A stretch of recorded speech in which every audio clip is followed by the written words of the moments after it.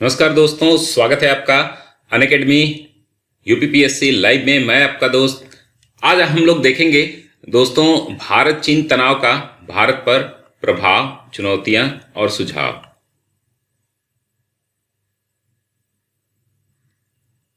दोस्तों इस वीडियो में हम लोग देखेंगे भारत चीन तनाव, जो कि बहुत ही महत्वपूर्ण मुद्दा है। इस पर भारत पर प्रभाव, चुनौतियां और सुझाव ये आपको देने हैं। दोस्तों बहुत ही महत्वपूर्ण जो अंतर्राष्ट्रीय संबंधों से 4 प्रश्न हैं जो हम लोग इस पूरे टॉपिक को कवर करेंगे। जैसे कि भारत चीन तनाव हो गया, भारत और नेपाल संबंध, भारत अमेरिका संबंध और भारत ईरान संबंध। ये 4 महत्वपूर्ण ऐसे टॉपिक हैं जो आपसे परीक्षा में पूछे जाने की संभावना पूर्ण रूप से रहेगी। इन सभी टॉपिक पे हम लोग कवर करेंगे इन सभी मुद्दों को। तो दोस्तों इस वीडियो में पूरा हम लोग क्या देखेंगे, पहले नंबर पे जो इसका इंट्रो है वो कैसे, शुरुआत कैसे होगी। देखिए दूसरे नंबर पर है भारत चीन संबंध। प्राचीन काल से लेकर के आज तक भारत और चीन के बीच जो संबंध रहे हैं वो तनाव के कारण, तो जितने भी विवाद हैं भारत और चीन के बीच, चाहे डोकलाम हो, चाहे वो आपका तिब्बत का मुद्दा हो, चाहे वो अरुणाचल प्रदेश का मुद्दा हो, या गालवान घाटी का मुद्दा हो, इन सभी मुद्दों को हम लोग डिटेल में देखेंगे दोस्तों। कौन कौन से कारण हैं, आर्थिक कारण कौन है, स्ट्रेटेजिक कारण कौन है, और पीओके में जानते ही आप क्या क्या बातें हो रही हैं, तो वो सभी मुद्दों को हम लोग देखेंगे डिटेल में दोस्तों। चौथे नंबर पर भारत चीन तनाव का भारत पर प्रभाव क्या होगा। ये सभी मुद्दों पे सामाजिक, आर्थिक, राजनीतिक और जो कूटनीतिक सभी मुद्दों पे हम लोग देखेंगे। और साथ ही साथ हम 5वें टॉपिक में कवर करेंगे भारत के समक्ष चुनौतियां, सामरिक, कूटनीति और आर्थिक, तीनों ही मुद्दों पर। और एक मुद्दा और इसमें छठा रहेगा दोस्तों, जिसको मैं लिखना भूल गया हूं। जो विवाद के मुद्दे हैं, भारत और चीन के बीच जो विवाद के मुद्दे हैं, कौन कौन से मुद्दे हैं, तो दोस्तों आपको रिंग ऑफ फायर वो भी, उसकी भी बात करनी है। आपको दक्षिणी चीन सागर की भी बात करनी है। आपको डोकलाम, गालवान घाटी, अक्साई चीन, और ये इवन की हम्बनटोटा, कोको द्वीप, ग्वादर और अन्य सभी मुद्दों को लेकर के हम लोग डिटेल में बात करेंगे दोस्तों। कुछ सुझाव भी हम प्रस्तुत करेंगे, जिसको ऐसे थोड़ा लंबा होगा, वीडियो थोड़ी लंबी होगी, लेकिन आप लोगों को इसमें से सारे कंटेंट मिल जाएंगे। प्रस्तावना हमने बहुत लिखना थोड़ा सा कम किया है, क्योंकि आप जो है अपना इंट्रो लिखेंगे, निष्कर्ष भी हम लोगों ने कम किया है। इस पर मैं क्लासेज चल रही है दोस्तों, मेरी ऑनलाइन क्लासेज जो है अनअकैडमी जो लर्निंग ऐप है उसको आप डाउनलोड करके और सब्सक्रिप्शन लेकर के देख सकते हैं दोस्तों। इसमें हम लोग 41 महत्वपूर्ण निबंध श्रृंखला ये चल रही है। इससे पहले कई निबंध हो चुके हैं, जैसे निबंध संख्या 37 जो है एक देश एक राशन कार्ड। और उसके बाद हमने देखा था दोस्तों इसकी फीस मात्र 1260 रुपए है, जिसमें आप 41 इंपॉर्टेंट जो नए मुद्दे हैं वो तो पाएंगे ही पाएंगे, साथ ही साथ आपको अन्य मुद्दों पर भी मिलेंगे, और मुद्दों पर भी 47 ऐसे और भी मिलेंगे, जो पीडीएफ फॉर्म भी आपको मिलेंगे। नमस्कार दोस्तों, स्वागत है आपका अनअकैडमी यूपीपीएससी लाइव में। मैं आपका दोस्त धनंजय सिंह, अभियान सिविल सर्विसेज का फाउंडर, अभियान समसामयिकी का संपादक और अनअकैडमी का एजुकेटर। आप सभी का स्वागत करता हूं दोस्तों। आरओ का बैच चल रहा है, जो अभी भी आप ज्वाइन कर सकते हैं। जिन लोगों की एसए और हिंदी की तैयारी नहीं हुई है, बीईओ के लिए जीएस हिंदी एसए की तैयारी नहीं हुई है दोस्तों, जब भी आप अपना सब्सक्रिप्शन ले, अभियान सिविल सर्विसेज कोड जरूर अप्लाई करें। लर्निंग ऐप पे जाकर के यूपीपीएससी, यूपीएससी गोल्स में चले जाएं, 10% आपको डिस्काउंट मिलेगा। अगर आप केवल एसए से जुड़ना चाहते हैं तो 18 क्लासेज हैं टोटल, 1260 रुपए कोड अप्लाई करने के बाद आपका पेमेंट होता है। और साथ ही साथ अगर आप लॉन्ग टर्म के लिए प्रिपरेशन कर रहे हैं तो हम लोगों द्वारा आरओ, बीईओ, यूपीपीएससी, यूपीएससी और यूपी मेंस आंसर राइटिंग सारे क्लासेस यहाँ पर कराए जाते हैं, जो कि एक ही दाम है। आपको अलग से कोई कोर्स नहीं लेना पड़ेगा। 7560 रुपए दोस्तों ये पड़ती है 2 साल की फीस, अगर आप कोड अप्लाई करेंगे। नहीं तो फीस इसकी जो है वो 8400 है, और साथ में ही आप 1 साल की जो फीस है वो आपकी 6300 हो जाती है अगर आप कोड अप्लाई करेंगे हमारा। और साथ में 6 महीने की फीस आपकी 5100 रुपए होगी, और 3 महीने की फीस 3150। जिस भी कोर्स में चाहे, यूपीपीएससी, यूपीएससी के जितने भी कोर्सेज हैं यहाँ पर चलाए जाते हैं। मेरे अलावा 40+ और एजुकेटर हैं जो आपको गाइड करेंगे। सारे बैचेज प्रतिदिन चलते रहते हैं, घर बैठे आप तैयारी करेंगे। लाइव डाउट क्लियरिंग सेशंस होते हैं, पर डे आपको 17 रुपए खर्च करने पड़ते हैं। स्ट्रक्चर्ड लाइव क्लासेज होते हैं, स्पेशल क्लासेज जो होती हैं वो फ्री होती हैं।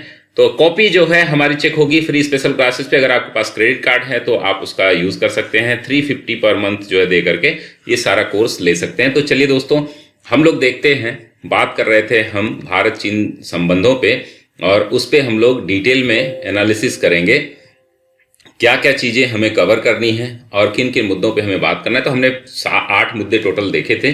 प्रस्तावना, भारत चीन संबंध, भारत चीन तनाव के कारण, भारत चीन तनाव का भारत पर प्रभाव, भारत के समक्ष चुनौतियां, सामरिक, कूटनीतिक और आर्थिक, सुझाव कौन कौन से होंगे, जो विवाद के मुद्दे हैं, चाहे दक्षिणी चीन सागर हो, डोकलाम पे अभी जो विवाद हुआ वो हो, गलवान घाटी पे जो भी हाल ही में हुए सबसे करंट, उसकी बात करेंगे, और सुझाव जो है हम लोग देंगे, और निष्कर्ष आप जरूर बताइएगा कि अपनी भाषा में आप लिखना होगा। चलिए प्रस्तावना शुरू करते हैं। प्रस्तावना चूंकि मैंने लिखी नहीं है, बस एक सामान्य सी प्रस्तावना है जिसको आप फॉलो कर सकते हैं, लेकिन ये प्रस्तावना पे आपको अच्छा नंबर नहीं मिलेगा। प्रस्तावना के लिए हमारी क्लासेज जो चल रही है उसमें अलग से क्लासेज हो रही है, कैसे आप इंट्रो लिखेंगे, कैसे जो है नेहरू जी के टाइम से लेके 1962 में जो भारत चीन युद्ध हुआ था, किस प्रकार से चीन ने हमें धोखा दिया था, और तिब्बत का जो मामला था, या पंचशील सिद्धांत जो है भारत और चीन के बीच जो मुद्दे हैं उनको आप डिटेल में देखें। तो भारत एवं चीन एक लंबी अवधि से एक दूसरे के आर्थिक एवं कूटनीतिक दृष्टि से पीछे करने के लिए प्रयत्न करते आ रहे हैं तथा एशिया में अपने वर्चस्व को लेकर के उलझ रहे हैं। आज के रणनीति में चल रहे संक्रमण काल में भारत चीन संबंधों की नई पहल का महत्व दोनों देशों के लिए नहीं, परंतु जो तृतीय विश्व है, जो डेवलपिंग कंट्रीज हैं, उनके लिए बहुत ज़्यादा जरूरी है। तो विकासशील देशों के हितों के लिए भी आवश्यक है, क्योंकि दोनों फ्रंट पे देखिए भारत, चीन, अमेरिका जो है एक बड़ी शक्ति के रूप में एशिया में अपनी दखलंदाजी कर रहे हैं। तो भारत चीन संबंधों को हम अगर प्राचीन काल से देखें तो दोस्तों यहाँ पर जो है बहुत ही बौद्ध भिक्षु, जो कि आप देखेंगे वेनसांग और फाहियान या इत्सिंग, इस तरीके के आयते थे हमारे जो तक्षशिला और आपका नालंदा विश्वविद्यालय में अध्ययन के लिए। आपने देखा होगा चंद्रगुप्त के काल में। तो इन दोनों के मध्य जो है प्राचीन काल से ही सांस्कृतिक और आर्थिक संबंध रहे हैं। हमारा ट्रेड रूट जो है, जो आज बात चल रही है one belt one road initiative की, जिसमें बड़ा एक हिस्सा जो है बहुत सारे देशों ने इसमें शामिल कर लिया है। भारत इसका लगातार विरोध करता आ रहा है, लेकिन G7 का एक बड़ा देश इटली जो इससे जुड़ गया है, तो भारत की चिंताएं और भी बढ़ गई हैं। वो सिल्क रूट जिस पर भारत का पूरा प्रभुत्व हुआ करता था, अब जो है प्रयास कर रहा है चीन की इसके माध्यम से अपने आर्थिक हितों को साधे। और भारत के पड़ोसी जो आप देख रहे हैं, जो पड़ोसी पाकिस्तान है, उसने अपना पाकिस्तान चीन आर्थिक गलियारा भी खोल दिया है, जो कि पाकिस्तान ऑक्युपाइड जो है कश्मीर से होकर के गुजरता है। चीन के लोग जो है प्राचीन काल से ही बौद्ध धर्म की शिक्षा ग्रहण करने के लिए भारत आते रहे हैं, आप सभी को पता ही है, जैसा कि मैंने बताया। इसको आगे हम डिटेल में भी बात करेंगे। इसी क्रम में भारत के विश्वविद्यालय अर्थात नालंदा और तक्षशिला में अध्ययनरत भी रहे हैं, जो प्राचीन काल से शिक्षा का महत्वपूर्ण केंद्र रहा है।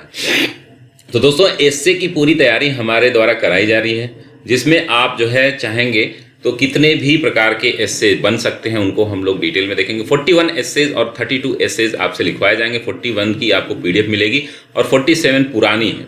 आपको किसी भी प्रकार की कोई समस्या होती है तो 8802913517 पर व्हाट्सएप करके ये पूरी जानकारी ले सकते हैं। और सभी लोग जो है दीपावली अच्छे से मनाएं। दीपावली की सभी लोगों को हार्दिक शुभकामनाएं। और हम लोग बात कर रहे थे भारत चीन संबंधों की। तो भारत और चीन के मध्य जो है संबंधों की जो तलखी बढ़नी शुरू हुई वह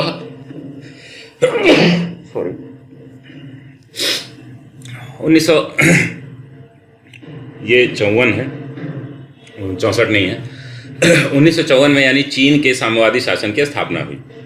हालांकि दोनों देशों के में मैत्री संबंध बनाए रखा, लेकिन जब साम्यवादी शासन आती है, हालांकि नेहरू जी उस समय जो है साम्यवाद के अच्छे पक्षधर थे, फिर भी भारत को चीन ने बड़े मौकों पर धोखा दिया है।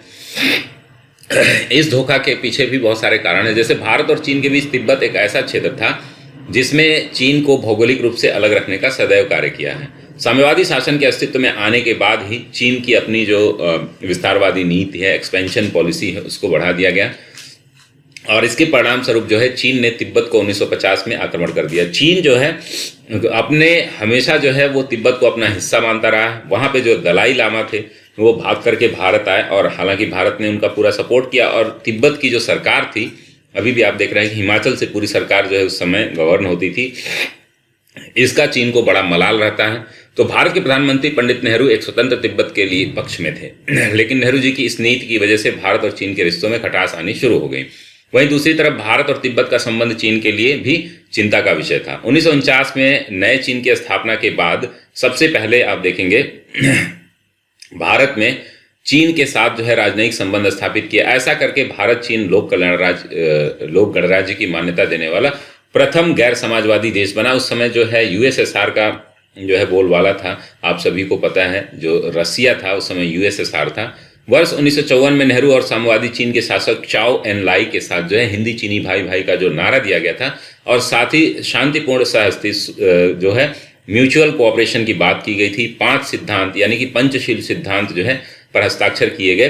पंचशील सिद्धांत भारत और चीन द्वारा दुनिया की शांति व सुरक्षा के लिए किया गया एक महत्वपूर्ण योगदान था और आज हम यह दोनों देशों की जनता के बीच जहन में भी है। तो जैसे कि हमारे संविधान में लिखा गया है अनुच्छेद 51 में कि इंटरनेशनल पीस एंड सिक्योरिटी की बात करता है हमारा भारतीय संविधान, उसी के आधार पर पंचशील सिद्धांत का हमारा, चूंकि भारत का जो लिबरल पॉलिसी रही है वो हमेशा रही है कि अपने पड़ोसी मुल्कों के साथ जो है अपने संबंध को अच्छा रखा जाए। उसके बाद हम देखेंगे पंचशील सिद्धांत है, इसके यहाँ से भी आप इंट्रो दे सकते हैं। चूंकि कंटेंट बहुत ज़्यादा है तो आप लोगों को कन्फ्यूज़न नहीं होगा, सारे टॉपिक इसमें कवर हो जाएंगे। अभी तक जो है भारत चीन से संबंधित किसी भी परीक्षा में आपसे कोई भी प्रश्न पूछा जाए तो इस पूरे वीडियो में आपको मिल जाएंगे। ये पूरी तरीके से निःशुल्क है दोस्तों। यूट्यूब पे आप हमारी जो क्लासेस जो है उसको फॉलो किया करें, बहुत सारा लाभ मिलता है। अगर आपको कोई और सुझाव चाहिए, कुछ भी चाहिए तो आप हमें कमेंट बॉक्स में बता देंगे। पंचशील सिद्धांत का मुख्य विषय वस्तु जो है एक दूसरे की संप्रभुता यानी कि सॉवरेनिटी व प्रादेशिक अखंडता यानी कि उनकी इंटीग्रिटी का सम्मान किया जाए, एक दूसरे पर आक्रमण न किया जाए, एक दूसरे के आंतरिक मामलों में दखल न दिया जाए और समानता और आपसी लाभ के आधार पर शांतिपूर्ण सहअस्तित्व बरकरार रखा जाए। तो ये पंचशील सिद्धांत है जो उस समय जो है तत्कालीन भारत सरकार द्वारा और चीन सरकार द्वारा जो है एक दूसरे पे मैत्रीपूर्ण संबंध स्थापित करने के लिए किए गए थे। परंतु नेहरू जी को विश्वास नहीं था और चीन ने अचानक से पंचशील संधि का जो है वॉयलेशन किया और 62 में हमला कर दिया भारत के, और भारत के कुछ महत्वपूर्ण क्षेत्रों को अपने कब्जे में ले लिया। तो 21 नवंबर 1962 को चीन ने एक पक्षीय युद्ध विराम की घोषणा कर दी और भारत की बहुत सारी जमीन पर कब्जा कर लिया। भारत और चीन के मध्य जो है वाणिज्यिक और आर्थिक संबंधों को आगे बढ़ाते हुए 1984 में एक व्यापार समझौते पर हस्ताक्षर किए गए और एक दूसरे को मोस्ट फेवर्ड नेशन का दर्जा भी दिया गया। अभी आप देखते हैं कि भारत का चीन से व्यापार बहुत बड़े 88 बिलियन डॉलर का है, तो उसमें जो है बहुत बड़ा हिस्सा चीन का है। भारत हमेशा जो है बीओपी बैलेंस ऑफ ट्रेड और बैलेंस ऑफ पेमेंट में हमेशा नेगेटिव में रहता है। भारत और चीन ने शैक्षिक सहयोग को आगे बढ़ाने हेतु वर्ष 2006 में एजुकेशन एक्सचेंज प्रोग्राम पर भी हस्ताक्षर किए।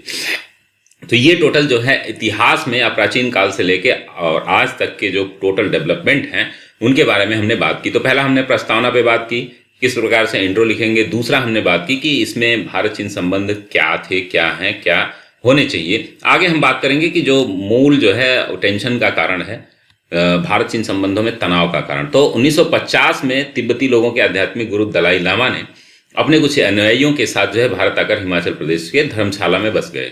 साथ ही तिब्बत में निर्वासित जो सरकार थी वो भारत के धर्मशाला से ही संचालित होने लगी, जिसे भारत ने मान्यता दे दी। चीन दलाई लामा को अलगाववादी मानता था, आतंकवादी घोषित कर दिया वहां पर, जबकि बुद्धिस्ट जो है आपको पता ही है कि बहुत ही अहिंसावादी होते हैं। तो तिब्बतियों ने पुनर्वास और उनकी निर्वासित सरकार को भारत द्वारा मान्यता देना चीन की आलोचना का सदैव विषय रहा। हमेशा चीन जो है इसको लेकर के मुद्दे को उठाता रहता है कि हमारे आंतरिक मामले में भारत को हस्तक्षेप नहीं करना चाहिए। भारत और चीन के मध्य जो अक्साई चीन और अरुणाचल प्रदेश में सीमा विवाद है। साथ ही चीन का यह आरोप भी है कि भारत तिब्बत और संपूर्ण हिमालयी क्षेत्र में विस्तारवाद होकर साम्राज्यवाद का प्रसार कर रहा है, जो कि उल्टा वही करता है। क्योंकि हमें क्या है कि हर मामले में अंतर्राष्ट्रीय जवाबदेही रहती है, इस वजह से चीजों को बैलेंस लेकर के चलना होता है। जवाहरलाल नेहरू की मृत्यु के बाद लाल बहादुर शास्त्री ने भी चीन की तरफ दोस्ती का हाथ बढ़ाया, लेकिन चीन ने 1965 में भारत पाकिस्तान युद्ध में पाकिस्तान का समर्थन किया। तो दो मामलों में उससे लगातार हमें धोखा दिया। पाकिस्तान ने चीन की काराकोरम क्षेत्र में बसाकर पाक अधिकृत जो पाकिस्तान ऑक्युपाइड कश्मीर है उसका 2600 वर्ग मील जो है भूभाग चीन की झोली में डाल दिया। नवंबर 1966 को चीन के राष्ट्रपति जियांग जोमिन 3 ने 3 दिन की भारत यात्रा पर आए। संभवतः यह चीन के राष्ट्रपति की पहली यात्रा थी। ये फर्स्ट जो प्रेसिडेंट थे जो भारत आए थे और किसी सामरिक मामलों पे बात करने के लिए। तो इस यात्रा में ऐतिहासिक यात्रा इसको माना जाता है और 11 सूत्री समझौता हुआ। उस समझौते को आपको बहुत ध्यान देने की जरूरत नहीं, क्योंकि वो कुछ दिन ही चला और उसको वायलेशन चीनी सरकार द्वारा तुरंत ही कर दिया गया। इस समझौते के तहत देश वास्तविक नियंत्रण रेखा पर एक दूसरे का आक्रमण न करेंगे, एक दूसरे के विरुद्ध सैनिक प्रयोग न करेंगे और हिमालयी क्षेत्रों में अक्साई चीन और भारत को सीमा पर शांति बहाली। इसी जो अभी गलवान घाटी में जो अभी जल्दी भारतीय और चीनी सैनिकों के बीच जो युद्ध हुआ था, वो युद्ध नहीं था एक्चुअली। यहाँ पे जो एक प्रोविजन है वो आप लोगों को पता हो या ना हो, लेकिन इसको जान लीजिएगा कि वहाँ पर जो भारतीय सैनिक होते हैं या चीनी सैनिक होते हैं वो हथियार बंद नहीं होते हैं। वो लाठी डंडे से और ये कटीले तारों से या इधर उधर के कोई भी ट्रेडिशनल औजार से ही आपस में हाथापाई कर सकते हैं, जिसमें चीन के सैनिक बहुत बुरी तरीके से बहुत भारी संख्या में घायल हुए थे। हालांकि चीन अपना आधिकारिक आंकड़ा दिखाता नहीं था, फिर भी 28 सैनिक जो है भारत की तरफ से घायल थे, कुछ सैनिकों की मृत्यु भी हो गई। तो वहां पर जो ये हुआ था ये उसी समय है 1966 में एक संधि हुई थी, जिसके कारण जो है ये मामला चलता रहता है। भारत चीन तनाव का जो प्रमुख कारण है, तो आपको देखिए तनाव में बहुत सारे क्षेत्रों को दिखाना होगा। जैसे भारत और चीन से कहां कहां प्रभावित रहता है, तो पहला तो आपको तिब्बत है ही। दूसरा आप देखेंगे इसमें कई मामले ऐसे हैं, पीओके के पास है अक्साई चीन है, वो भी आपके लिए हमेशा गालवान घाटी है। और दूसरा जो है आपका डोकलाम है। डोकलाम में पहला ऐसी 2017 में पहली बार किसी भारतीय सरकार ने इतनी हिम्मत दिखाई कि चीन के कब्जे में जाकर के और चीन को धमकी दी और चीन के सैनिकों को डराया धमकाया।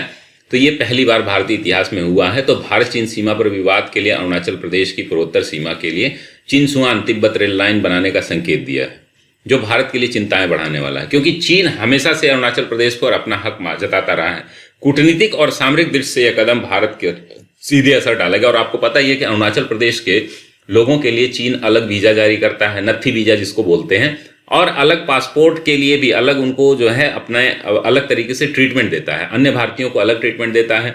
आप लोगों को पता ही हो कि ये प्रजातियों के आधार पर है। मंगोलाइड हैं जो नॉर्थ ईस्ट के हमारे जितने भी भाई बहन हैं, जितने भी क्षेत्र हैं, वो सभी लोग चीन से काफ़ी साम्यता रखते हैं एक प्रजाति रूप से, जिसको निर्जातीय समूह बोलते हैं। मंगोलाइड समूह से ये लोग आते हैं। कूटनीतिक और सामरिक दृष्टि से यह कदम जो है भारत पर सीधे असर डालेगा और भारत को भी उस क्षेत्र में अपनी सैन्य क्षमता को मजबूत करने पर ध्यान देना होगा। तो पहली बार आप देख रहे हैं कि रोड कंस्ट्रक्शन जो है मोदी सरकार में बहुत तेजी से बढ़ा है, जो चीन को बहुत बड़े स्तर पर डराता भी है, क्योंकि इससे पहले हमेशा जो है चीन ऐसा काम करता आता था। हमने अपने सैन्य पावर भी बढ़ाना शुरू कर दिया, हथियार खरीद में भी हमने वृद्धि कर दी है, राफेल जैसे बड़े विमान जो है हमने मंगा लिए हैं। लद्दाख पर हिंसक झड़प के बाद चीन की निगाहें अब भारत के पूर्वोत्तर भाग पर हैं।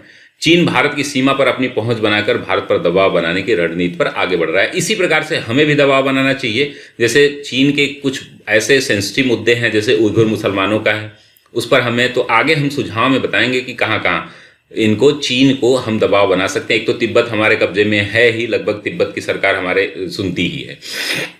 दूसरा है जो दक्षिणी चीन सागर में हमें जो है ताइवान, फिलीपींस आदि देशों को मिला करके और अमेरिका से दबाव बना करके, अभी देखिए भारत और अमेरिका ने एक सैन्य अभ्यास भी वहां पर रखा था, तो इसको भी जानने की जरूरत है आप लोगों को। तो चीन भारत की सीमा तक अपनी पहुंच बनाने का भरसक प्रयास करता रहता है। चीन और भारत का व्यापार जो है अरबों डॉलर का है। 2008 तक भारत चीन का सबसे बड़ा व्यापारिक साझेदार भी बन गया था और 2018-19 में दोनों के बीच जो बायलैटरल जो ट्रेड है वो 88 अरब डॉलर का है और जो संघर्ष की स्थिति में कम हो गया, तो अभी जो है 50 अरब डॉलर के आसपास जो है अभी भी ट्रेड है। क्योंकि भारत ने बहुत सारे ऐसे पाबंदियां लगा दी चीन के उत्पादों पे। आपने देखा कि ऐप्स जो है बहुत सारे जो है यहाँ बैन कर दिए गए। बहुत सारे ऐसे प्रोडक्ट हैं जिन पे जो है कस्टम ड्यूटी बहुत ज़्यादा बढ़ा दी गई, तो यहाँ महंगे हो गए हैं। चीन भारतीय उत्पादों का तीसरा बड़ा निर्यातक बाजार भी है, तो मतलब हम निर्यात भी करते हैं ज़्यादा और आयात भी बहुत ज़्यादा करते हैं। तो चीन से भारत मुख्यतः जो है इलेक्ट्रॉनिक उपकरण, मैकेनिकल सामान, कार्बनिक रसायन आदि आयात करता है। वहीं भारत जो है चीन को मुख्य रूप से खनिज, ईंधन और कपास का निर्यात करता है। तो कच्चे माल के रूप में निर्यात करते हैं, हम तैयार माल लेते हैं, जो कि अभी आप देख रहे हैं कि बहुत खतरनाक है हमारे लिए। तो भारत सरकार जो है इस पर आत्मनिर्भर भारत अभियान के तहत जो है कुछ ऐसी इसकी मैन्युफैक्चरिंग हब्स जो है, जो हमारे जो छोटी जो है कंपनियां हैं, जो MSMEs हैं, उनको और भी अच्छे से प्रभावी उत्पादन और वितरण पे काम कर रही है। तो भारत का टेलीकॉम बाजार जो है व्यापारियों का बहुत बड़ा लुभाता है, मतलब बहुत बड़े स्तर पर जो टेलीकॉम इंडस्ट्री, आप कोई भी फ़ोन देखेंगे, कोई भी मार्केट में कोई भी किसी भी प्रकार का चार्जर हो, आप इवन कवर भी आप देखते हैं वो कहाँ से बन के आते हैं, चीन से बन के आते हैं, जो कि बहुत सस्ते हैं। और हमारी जो भारतीय कंपनियां, जैसे देखिए ओप्पो, वीवो, वन प्लस, ये सारे जो फ़ोन हैं वो सारे चाइनीज़ हैं और हर दूसरे भारतीय के हाथ में आपको ये चाइनीज़ फ़ोन दिख जाएंगे। लेकिन अभी भारत सरकार कुछ बड़े निर्णय ले सकती है, जो कि सुझाव में हमें देना है कि मैन्युफैक्चरिंग चीन में ना होकर के भारत में हो, तो चीन अपनी कंपनियों को भारत में अगर ला करके मैन्युफैक्चरिंग करता है तो भारत को इससे अन्य लाभ भी होंगे, रोजगार के भी माध्यम से लाभ होगा और भारतीय सरकार को भी लाभ होगा। तो भारतीय सोलर मार्केट जो पैनल्स होते हैं, सोलर पैनल, उन पर भी बहुत बड़ी डिपेंडेंसी है। $2 बिलियन का व्यापार है इसका। और भारत का जो थर्मल पावर है वो पूरी तरीके से चीन डिपेंडेंट है। भारत चीन में विवादों के बहुत प्रमुख जो क्षेत्र हैं उनके बारे में हम देखेंगे। ब्रह्मपुत्र नदी दोनों देशों से होकर बहती है। आप लोगों को पता ही है कि गंगा ब्रह्मपुत्र का डेल्टा जो है सुंदरवन विश्व का सबसे बड़ा डेल्टा है और ये जो है ब्रह्मपुत्र नदी का इसमें बहुत बड़ा योगदान है। वो मैक्सिमम जो है अपनी जो कैचमेंट एरिया है उसका वो चीन में है। चीन से जब भारत आती है तो वहाँ पर जो है तिब्बत में ब्रह्मपुत्र नदी पर जो है कई बांध जो है बनाने का प्रयास चल रहा है, कुछ बांध हैं भी, जिससे कि नॉर्थ ईस्ट के जो कंट्रीज जो राज्य हैं उसमें जल की जो है वो समस्या बड़े स्तर पर आ सकती है। जैसे कि आप देखेंगे असम में प्रतिवर्ष बाढ़ आती रहती है, तो ये बहुत बड़ा रोल है इसमें ब्रह्मपुत्र नदी का। अब ब्रह्मपुत्र नदी में अगर चीन अपने हिसाब से पानी छोड़ने लगा या पानी रोकने लगा तो वहाँ पे गर्मियों में पानी की क्राइसिस हो जाएगी और बरसात में जो है वहाँ बाढ़ की संभावना दोनों ही भारत के लिए बहुत खतरनाक है। दक्षिणी चीन सागर में चीन हमेशा से अपना क्षेत्र मानता रहा है। स्पार्टली और दो द्वीप हैं वहाँ पे, परेले या क्या नाम है उसका, दो द्वीप हैं, उनके लिए जो है उस पर भी विवाद चलता रहता है। वो अपने हर मुद्दों को जो है भारत से तो वहाँ विवाद नहीं है लेकिन अन्य देशों से, लेकिन भारत को इसका लाभ लेना चाहिए। तो चीन की इस नीति को भारत गलत भी मानता है। अन्य देशों के, इवन वियतनाम के लिए क्षेत्र में तेल अन्वेषण का कार्य भी भारत कर रहा है और चीन भारत के रूप में इस कदम की आलोचना करता है। दोस्तों, इन पूरे ऐसे की PDF के लिए और अन्य कार्यक्रम से जुड़ने के लिए आप हमें 8802913517 पर व्हाट्सएप करें और पूरी डिटेल आपको यहाँ मिल जाएगी। बहुत ही सामान्य से कॉस्ट में आपको पूरे ऐसे की तैयारी की जाएगी। दोस्तों, पिछले RO की परीक्षा में हमारे 42 स्टूडेंट्स जो है वो सिलेक्ट हुए हैं, जिसमें से 22 के आसपास जो है सचिवालय लखनऊ में आपको मिलेंगे और हमारा टारगेट है इस बार 100+ जो है सिलेक्शन देने का, जिसमें से 500 लोग अभी मुख्य परीक्षा में मुझसे जुड़े हुए हैं। एसए के लिए लगभग 1000 से अधिक लोग हैं और आप अगर मेरे साथ एसए के लिए तैयारी करते हैं तो 100% मैं बता रहा हूं कि आपको 10 नंबर का इंक्रीमेंट जरूर मिल जाएगा। और सारे एसए आप पढ़ जाते हैं, वीडियोस देख जाते हैं तो आप 10 नंबर, पता है आप लोगों को कि एक एक नंबर की मारामारी रहती है। तो दक्षिणी चीन सागर में चीन हमेशा अपना क्षेत्र मानता है। तो one belt one road initiative, जिसके बारे में हमने पहले ही बताया था कि एक बड़ा महत्वाकांक्षी प्रोग्राम है चीन का, जिसकी मुख्य जो है इसका है कि यूरोप, अफ्रीका और एशिया को जो है मार्ग से जोड़ना और इनको अपने जो है ट्रेड रूट के रूप में बदलना। तो सड़क, रेल और जलमार्गों के माध्यम से ये काम करना चाह रहा है और ये चीन की पहल जो है ये बहुत बड़ी one belt one road initiative है, जो भारत का सिल्क रूट हुआ करता था उसी के माध्यम से ये आगे डेवलप करना चाहता है इन तीनों ही कॉन्टिनेंट में, एशिया, यूरोप और अफ्रीका में। चीन पाकिस्तान आर्थिक गलियारा भी भारत के लिए खतरा बना हुआ है, क्योंकि ये पाक अधिकृत कश्मीर से होकर के गुजरता है और यह सामरिक दृष्टि से भारत के लिए बहुत ही ज़्यादा खतरनाक हो सकता है अगर ये पैक्ट इनका, हालांकि इस पे काम भी बहुत तेजी से चल रहा है। 2017 में सिक्किम से सटे क्षेत्र डोकलाम में चीन अवैध रूप से सड़क निर्माण करना चाह रहा था, जिसका भारत ने कड़ा विरोध किया, क्योंकि चीन भारत के चिकन नेक का मतलब होता है दोस्तों कि जो सिक्किम है हमारा छोटा सा एक राज्य है, आप नेपाल के नीचे देखेंगे, और वहां से जो है हमारे जो है सिर्फ पश्चिम बंगाल से एक छोटे से मार्ग से जुड़ा हुआ है, जिसको नेक बोलते हैं। चिकन नेक इसलिए बोलते हैं कि इसकी गर्दन काट देने पे ये सिक्किम जो है पूरा भारत से कट जाएगा, जो भारत के लिए सुरक्षित नहीं होता है। तो चीन ने इस पर प्रतिक्रिया स्वरूप सेना पर अतिक्रमण करने और चीन की संप्रभुता पर खतरा उठाने का प्रश्न उठाया। भारत चीन के बीच हालिया विवाद जो है अक्साई चीन में स्थित गलवान घाटी में हुआ, जिसको लेकर दोनों देशों की सेनाएं आमने सामने आ गई। चीन का आरोप है कि भारत गलवान घाटी में अवैध सड़क निर्माण कर रहा है, वहीं चीन पर भारत का आरोप है कि चीन सैनिक संख्या बढ़ाकर अपना संतुलन वहां पर बिगाड़ने का प्रयास कर रहा है। इससे पहले भी आपने देखा है पैंगोंग से झील विवाद 2019, डोकलाम विवाद 2017, अरुणाचल प्रदेश विवाद जो है इसमें प्रमुख मात्रा में। तो तनाव के जो प्रमुख क्षेत्र हैं उनके बारे में हमने देख लिया। तो इससे पहले हमने प्रस्तावना देखी, भारत चीन संबंध देखे प्राचीन काल से लेकर के अभी तक के। उसके बाद हमने देखे तनाव के कारण क्या हैं, हमने देखे तनाव के क्षेत्र क्या हैं। अब देखेंगे भारत के समक्ष जो चुनौतियां क्या हैं। तो भारत ने दो तरफा विदेशी नीति अपनाई है। एक नीति के तहत जो है एक और जहां भारत चीन के साथ आर्थिक संबंधों को बनाए रखा है। अब आर्थिक संबंध जो अलग होते हैं, कूटनीतिक संबंध अपने अलग होते हैं। आर्थिक संबंधों में आप देखेंगे तो भारत जो है चीन से कई मामलों में जुड़ा हुआ है। जैसे ब्रिक्स एक बड़ा संगठन है जिसमें भारत पूरी तरीके से चीन के भागीदार के रूप में कार्य करता है। वहीं संघाई सहयोग संगठन में 2017 में आपने देखा कि पाकिस्तान और भारत को संपूर्ण रूपकालिक सदस्य बना दिया गया। रूस भारत चीन एक ट्राइलेटरल एग्रीमेंट है, उसमें भी भारत इससे जुड़ा हुआ है। वहीं दूसरी ओर लगातार भारत अपनी सैन्य और निवारक क्षमताओं को बढ़ा रहा है। तो किसी भी देश के लिए उसकी इकोनॉमिक पॉलिसी और स्ट्रेटेजिकल पॉलिसी दोनों ही बहुत ज़्यादा इंपॉर्टेंट होती है। तो भारत के पास सबसे बड़ी चुनौती है भारत के पड़ोसी देशों का चीन के करीब जाने से रोकना, जिसे साधने के लिए भारत को उनकी ज़रूरतों पर ध्यान देना होगा। तो अभी आपने देखा होगा कि कुछ मुद्दे आए थे, जैसे भूटान एक छोटा सा देश है और उसने जो है जब उसमें 2017-18 में साम्यवादी सरकार वहाँ पर बनी थी तो वहाँ के लोगों ने अपना जो है करीबी चीन को मानने लगे और कुछ व्यापार की भी बात सुनने में आई। तो भारत ने एक हफ्ते के लिए वहाँ रसद और गैस सेवाएं बंद कर दी। वहाँ के राजा तुरंत 2 दिन में भारत के प्रधानमंत्री मोदी जी से मिलने आए। तो भारत के पास कुछ ऐसे देश हैं जैसे मालदीव है, आप देखेंगे नेपाल है और ये भूटान है। इन तीनों को अगर भारत 2 दिन अपनी सेवाएं बंद कर दे तो यहाँ लोग भूखों मरने लगेंगे। तो इनको डरा करके रखना है। ओली जो आप देख रहे थे कि काला पानी के मामले में ओली बहुत तेजी से सामने आए और भारत से विवाद करने की भी बात कही। तो ओली को एक झापड़ मारने की जरूरत है भारत को, वो बैठ जाएंगे। इन सब चीज़ों के द्वारा जो है छोटे जो हैं, जो अपने छोटे पड़ोसी राज्य हैं, जैसे कि आप देखते हैं कि पूरी मालदीव है पूरी तरीके से भारत पर डिपेंडेंट है। अगर हम मिनरल वाटर भेजना मालदीव में बंद कर दें तो वहाँ लोगों को पानी नहीं मिलेगा। तो ये लोग इतना ज़्यादा डिपेंडेंट हैं, फिर भी अगर खुल के बात करते हैं तो इनको अलग तरीके से डरा धमका करके चुप कराने की ज़रूरत है। इन पर टारगेट किया हुआ है पूरी तरीके से चीन चाहता है कि भूटान से भी हमारा संबंध अच्छा रहे, भूटान पे ही हम सारी सेवाएं दें। चूंकि भूटान और नेपाल के लिए चीन पे अभी रूट नहीं बन पाया, हालांकि वहाँ पे रेलवे बनाना वो शुरू कर दिया है। आप म्यांमार को देखेंगे, आंसू सरकार जब से आई है तब से कुछ यहाँ पर भारत से नज़दीकियाँ बढ़ी हैं और हसीना की जो सरकार है बांग्लादेश में, उससे जो है हमारी जो है नज़दीकियाँ अभी भी ठीक हैं। लेकिन पाकिस्तान हमारे लिए खतरे का विषय है, हमारे लिए नेपाल खतरे का विषय है और जो कुछ और देश हैं जो अप्रत्यक्ष रूप से चीन का सपोर्ट करते रहते हैं।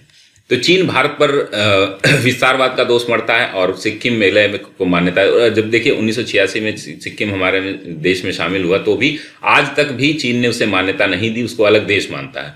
भारत में दलाई लामा का प्रवास, पाकिस्तान को हथियार देना आदि भी भारत के लिए बड़ी चुनौतियां हैं। द्विपक्षीय संबंधों में निर्धारण के रूप में भारत की अमेरिका पर निर्भरता जो है भारत की स्वतंत्र विदेश नीति पर भी प्रश्न चिन्ह खड़ा करती है। क्योंकि भारत की मजबूरी है कि बड़े मंचों पर हम चीन का खुले तौर पर विरोध नहीं कर सकते, तो हमें किसी दोस्त की जरूरत है। जहां पर अभी देखिए जियो बिडेन जो आए हैं, अब वो क्या नीति अपनाते हैं। ट्रंप तो बड़े मामलों में भारत के साथ रहे हैं, हालांकि ये कूटनीति में कोई किसी का दोस्त नहीं होता है। तो सुझाव हम देखेंगे, कुछ सुझाव हैं मेरी तरफ से। आप लोग अपनी सुझाव भी कमेंट बॉक्स में ज़रूर बताइएगा। अगर आपको हमारा कमेंट वीडियोस अच्छा लगता है तो लाइक शेयर कमेंट ज़रूर किया करें। आप हमें कांटेक्ट कर सकते हैं 8802913517 पे सारे ऐसे की पीडीएफ के लिए और ऐसे की क्लासेस कैसे कंडक्ट हो रही हैं उसके लिए। तो हम कुछ सुझाव देखेंगे दोस्तों। भारत की चीन के साथ जो है अपनी प्रतिस्पर्धा की नीति के सावधानी पूर्वक कहना होगा ताकि यह दोनों देशों के मध्य जो है कटुता का कारण न बन सके। भारत को चीन के साथ जो है अपने द्विपक्षीय संबंधों में सुधार लाना होगा, जिसके लिए द्विपक्षीय वार्ता का रुख अपनाना चाहिए। हालांकि हमेशा भारत ने प्रयास किया है, आगे हाथ बढ़ाया है, लेकिन चीन ने हमेशा हमें धोखा दिया है। तो इन चीज़ों को, इन मुद्दों को लेकर के भारत को आगे आना चाहिए। जल्द से जल्द सीमा निर्धारण करके एक हल निकालना चाहिए जिससे कि सीमा विवाद सुलझाया जा सके। भारत को अपनी नीति में भारत प्रथम की नीति यानी कि इंडिया फर्स्ट की नीति अपनानी चाहिए, जैसे कि वर्तमान सरकार निभा भी रही है। अपना हित साधना चाहिए। साथ भारत को अपना रुख तटस्थ रखना चाहिए। क्योंकि बहुत सारे मुद्दों में देखिए, अभी देखिए चाइनीज वायरस के नाम से अगर हम फेमस कर देते कोरोना वायरस को, तो चीन पर एक बड़ा दबाव वैश्विक शक्ति के द्वारा पड़ा है। हालांकि शुरू में कुछ लोगों ने कहा, तो कुछ वामपंथी हमारे यहाँ भड़क उठे थे, जो कि वह उनका प्रेम दिखाता है चीन के प्रति। लेकिन जापान ने सीधे तौर पे कहा था कि ये पूरी तरीके से चाइनीज वायरस है। तो चाइनीज वायरस अगर नाम रखा गया होता, हालांकि भारत ने इसको पूरी तरीके से मना कर दिया, चूंकि ऑस्ट्रेलिया और जापान ने इसका खुल करके विरोध किया था। भारत को अपना रुख तटस्थ रखना चाहिए, इसीलिए क्योंकि बहुत सारे ऐसे मुद्दे हैं। हम आर्थिक रूप से कमजोर हो जाएंगे अगर हमारा चीन पूरी तरीके से विरोध करता है या हमसे युद्ध भी करता है। भारत का रुख चीन की हांगकांग नीति के प्रति उदासीन रहा। इसका कारण है चीन के साथ भारत ने अपने मतभेदों को बढ़ा नहीं सकता, किंतु चीन को भी कश्मीर जैसे मुद्दों पर तरस रहना चाहिए। तो हांगकांग में देखिए जो साइलेंट रिवॉल्यूशन हुआ था, उसमें भारत ने अपने कोई भी स्टेटमेंट नहीं दिए। निष्कर्ष हम देखेंगे दोस्तों, संक्षेप में कहा जा सकता है कि यदि भारत और चीन का सीमा समझौता हो जाता है तो निसंदेह अंतर्राष्ट्रीय राजनीति और क्षेत्रीय राजनीति पर इसका गंभीर प्रभाव पड़ेगा और इसके व्यापक एवं दूरगामी परिणाम होंगे। तो दोस्तों ये रहा पूरा कंटेंट। बहुत ही लगभग 8 पेज का है, 8-9 पेज का ये पूरा कंटेंट है। इसको आप लोग डिटेल में देख लेंगे। और अगर आपको हमारा कार्यक्रम का अच्छा लगता है तो लाइक शेयर कमेंट जरूर किया करें। कमेंट आप जरूर करें अगला इससे किस टॉपिक पर चाहिए। आप हमें 8802913517 पर व्हाट्सएप कर सकते हैं कोर्स परचेज करने के लिए, और इससे लेने के लिए आप हमसे बात कर सकते हैं। तब तक के लिए धन्यवाद दोस्तों। स्वस्थ रहिए, मस्त रहिए, व्यस्त रहिए, और दीपावली की सभी को हार्दिक शुभकामनाएं। धन्यवाद।